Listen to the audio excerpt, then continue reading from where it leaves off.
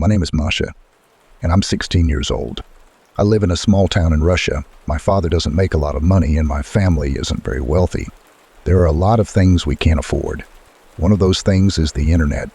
One day, while I was in school, one of my friends told me she had heard about a new service that gives you free access to the internet. She said all you had to do was connect to their network, which was called free Wi-Fi, and then you could browse the internet to your heart's content without having to pay a thing. It sounded almost too good to be true. That evening, when I got home, I decided to try it out. I opened up my laptop and searched for the network called free Wi-Fi. The signal was excellent, so I selected it and clicked connect. My internet browser popped up, and on a black background with sinister red letters, there was a message. Welcome to free Wi-Fi. Thank you for visiting. We don't require any payment. We don't require any registration. All we ask for is some basic information about our visitors. Please answer the following question. There were 4 pictures on the page: a bus, a boat, a train, and a plane. Underneath, there was a questions. What is your usual mode of transport? I cycled to school. My father didn't own a car, and we could never afford to go anywhere on holiday. I didn't use any of those modes of transport, so I just chose the train at random and clicked on it. A thank you message appeared on the screen, and then I was able to browse the internet. I was delighted. This was the answer to all my problems. Now, I could set up a Facebook account and keep in touch with my friends on Twitter and Instagram.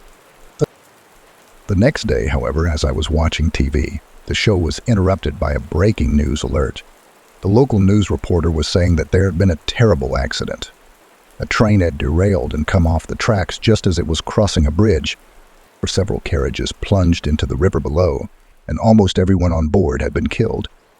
I was horrified. That's when I remembered the website I had visited the night before. I had selected the picture of the train. I tried to tell myself it was just a coincidence. I mean, what would have happened if I chose the picture of the plane? Would there have been a plane crash the next day? The idea was ludicrous. That evening, I needed to use the internet again. I connected to the free Wi-Fi network, and again, the same page popped up. This time, the question was different. A bungalow, a 2-story house, a 3-story house, and an apartment building. Underneath, in big red sinister letters, was the question, which type of house do you live in? My family lives in a bungalow, and I was about to choose that option when I stopped myself. My finger hovered over the mouse button, but I couldn't click it. What if my suspicions were true?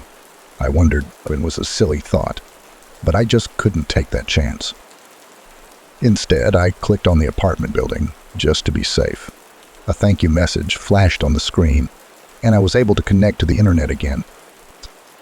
The next day, the apartment building near my school burned down. Luckily, the fire happened during the day, so most people weren't home. About 20 people perished in the blaze. The police said they suspected arson. I was worried. It was starting to seem like more than a coincidence. No matter how crazy it seemed, I had a sneaking suspicion that somehow the free Wi-Fi was causing these tragedies. I decided that I would be better off if I just left it alone. However, that night I began to doubt myself. The more I thought about it, the sillier it seemed. Was I just being paranoid? How could connecting to a free Wi-Fi network result in the deaths of over 100 people? Who would ever believe such a thing was possible?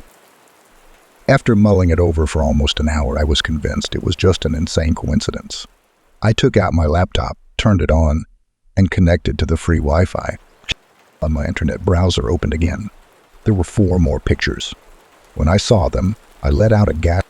And the pictures were of my mother, my father, my little sister, and me. Underneath, in big sinister red letters, was the question. Which of these is your favorite family member?